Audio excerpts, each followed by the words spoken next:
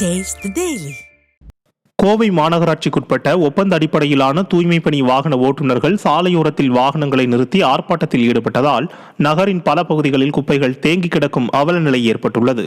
வருங்கால வைப்புத் தொகை பல மாதங்களாக செலுத்தப்படாமல் இருப்பது உள்ளிட்ட பல்வேறு பண மோசடி நடைபெறுவதாக கூறி ஸ்டாலின் மாடல் அரசின் மாநகராட்சி நிர்வாகத்தை கண்டித்து ஒப்பந்த அடிப்படையிலான தூய்மை பணி வாகன ஓட்டுநர்கள் போராட்டத்தில் ஈடுபட்டதால் பொதுமக்களும் மிகுந்த சிரமத்திற்கு உள்ளாகினர்.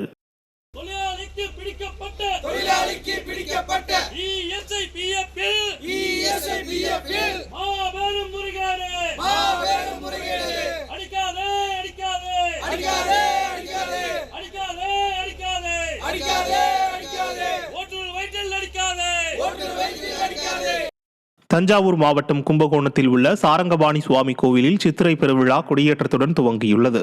10 நாட்கள் நடைபெறும் சித்திரை திருவிழாவையொட்டி கொடிமரத்தில் கருட உருவம் பொறிக்கப்பட்ட கொடி மேளதாளம் முழங்க ஏற்றி வைக்கப்பட்டது.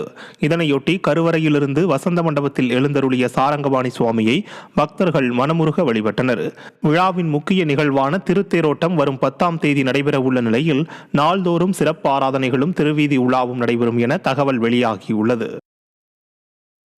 திருவள்ளூர் அருகே அரசு பேருந்தில் தனக்கு இருக்கை கேட்டும் வழங்காததால் பேருந்து முன் அமர்ந்து மாற்றுத்திறனாளி பெண் தர்ணாவில் ஈடுபட்டார்.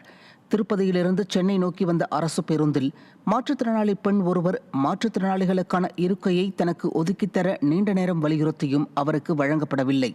இதையடுத்து மணவாள நகரில் இறங்கிய அந்த பெண் பேருந்து முன் அமர்ந்து ஓட்டுநர் மற்றும் நடத்துனர் மீது நடவடிக்கை எடுக்க கோரி போராட்டத்தில் ஈடுபட்டார். இது குறித்த வீடியோ வெளியாகி விடியா திமுக அரசு மாற்றுத்திறனாளிகளை மதிக்கும் லட்சணத்திற்கு சாட்சியாக மாறியுள்ளது.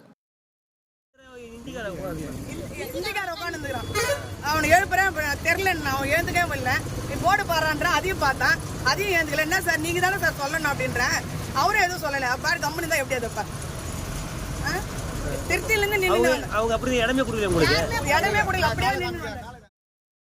கடலூர் மாவட்டம் விருத்தாச்சலம் அரசு மருத்துவமனையில் சிடி ஸ்கேனிற்கு ஆன்லைன் முறையில் மட்டுமே பணம் செலுத்தும் நடைமுறையால் ஏழை நோயாளிகள் கடும் அவதியடைந்து வருகின்றனர்.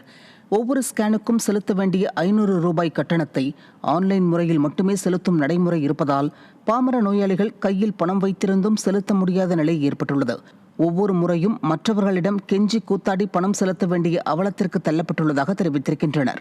இதை அறிந்த பொதுமக்கள் அனைத்து வகையிலும் கட்டணத்தை செலுத்தும் முறையை விடிய அரசு நடைமுறைப்படுத்த வற்புறுத்தி வருகின்றனர். திருவள்ளூர் மாவட்டம் பொன்னேரி சுற்றுவட்டார பகுதிகளில் விளைவிக்கப்பட்ட தர்பூசணிக்கு உரிய விலை கிடைக்காததால் விவசாயிகள் கடும் பாதிப்படைந்துள்ளனர். 50க்கும் மேற்பட்ட கிராமங்களில் சுமார் 2000 ஏக்கரில் தர்பூசணி சாகுபடி செய்யப்பட்டது.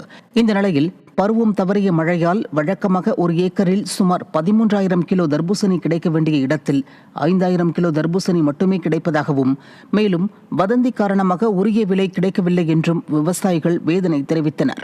இந்த நிலையில் உரிய இழப்பீடு வழங்காத விடிய அரசுக்கும் விவசாயிகள் கண்டனங்களை தெரிவித்திருக்கின்றனர்.